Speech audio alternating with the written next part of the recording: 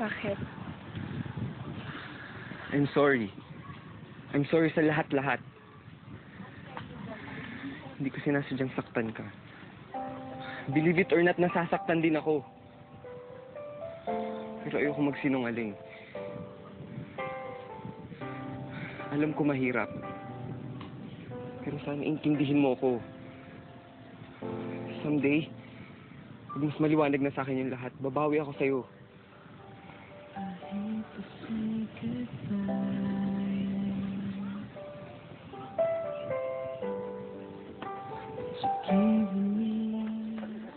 Anak?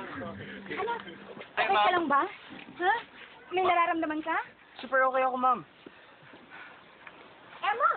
You're here! Ang bilis mo naman! Saan ka na may salda? Anak, mag-empake ka na. Aalis na tayo. Please. Masyado ka naman nagpapadali, Emma. Oo nga, ma'am. By the way, ito nga pala si Wave. Siya yung nag-save sa akin.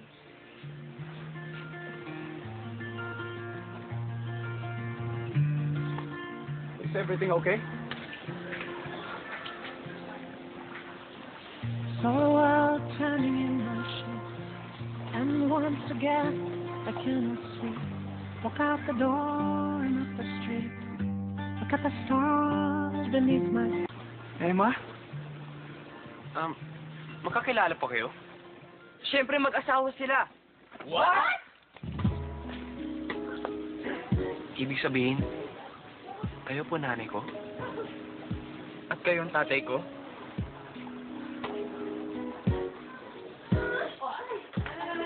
Swerte lalaki. Akin. Ako na lang. Marunong. Sige, ha? Alam yun. Sige. Opo, ayan na po. Sige po. Oh. Ano dadali yung bata? Anak ko! Mama, anak ko, ibalik mo, anak ko.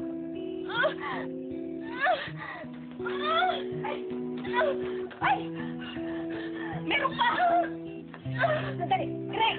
Kinuha ng mama mo ang unang sanggol na aking ipinanganak. Nasa Amerika ka nun. Wala akong magawa. Wala akong karamay.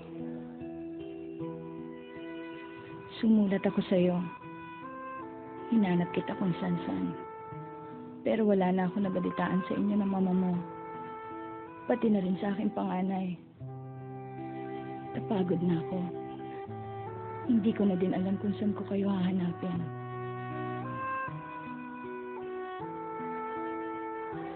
Oh, marami ng pagbabago dito, ha? Pero masasanay ka rin.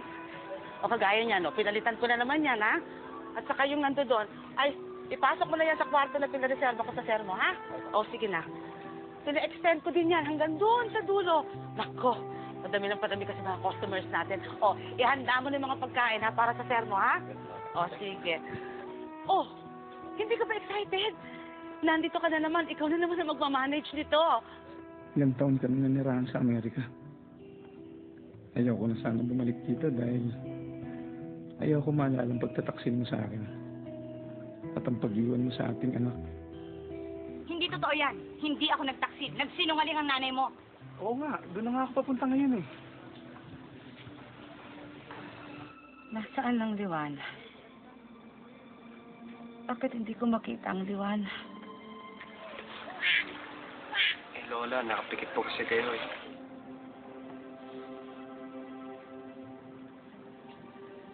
Dahil...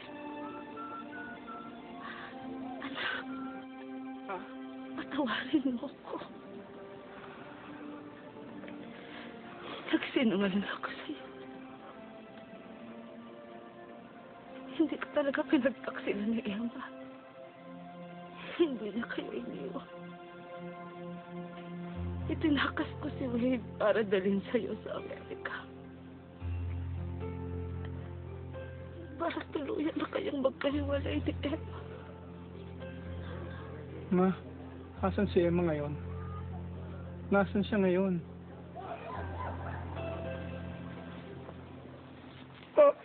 Lola.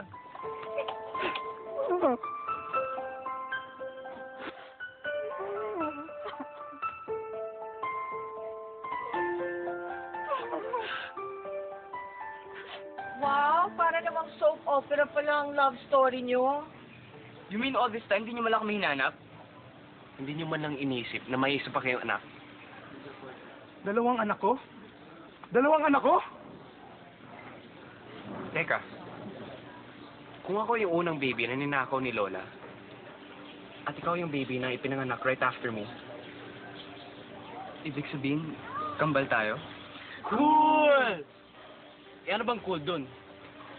May twins ba na lumaki na hindi man lang alam na may kakambal pala sila? Oo nga, paano nyo nagawa sa amin yun? Mag-walk out kami.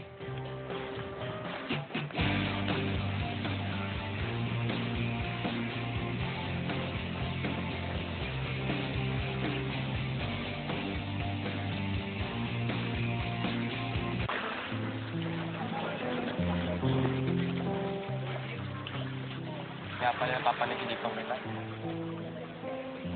I always felt something was missing.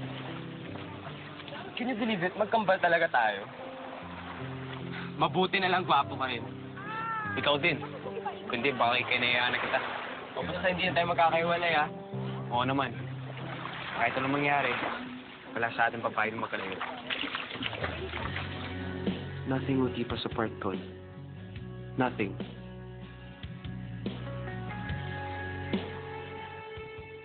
Pero bakit ganun? Pagkatapos mong harapin ang isang problema, pagkatapos mong makaahon, may isa na namang problema na parang alon na darating.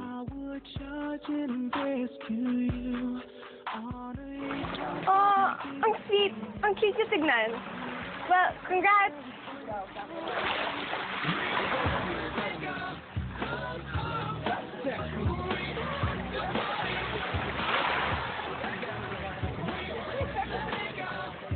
Hinanap ba yung nanap ko?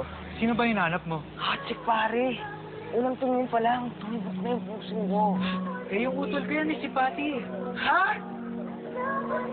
Kasi naman kasi, pinababayaan mo si Julie. Hindi naman talaga nangyari. Kaya ko naman sarili ko eh. Nakaka-survive ako without Eddie, okay? Hindi naman ako mamatay porque wala na si Eddie sa buhay ko. Ang sarap naman ng work mo. You get to save people's lives. By the way, I'm Sandy. Hi, Sam. So, nandito lang pala ang dalawang pinakabagong, not to mention, mga importanteng tao sa buhay ko. My type of girl, ha? My type of girl. Utol ka yan. Kaya baguhin mo yung tingin mo. Kung hindi, susundutin ko yung mga mata mo. Don't worry, pare, okay? Babantayan ko siya para sa'yo, okay? Alam niyo na palang lahat na wala na yung dalawa. This is just a phase. At kailangan nilang ma-realize yon. Tutulungan natin sila. Tutulong kami. All for one, one for all! You don't have to explain everything. I survived. It feels great. We're so used to having each other. Nakakasakal na. Are you saying we can't work this out? I'm saying we should move on.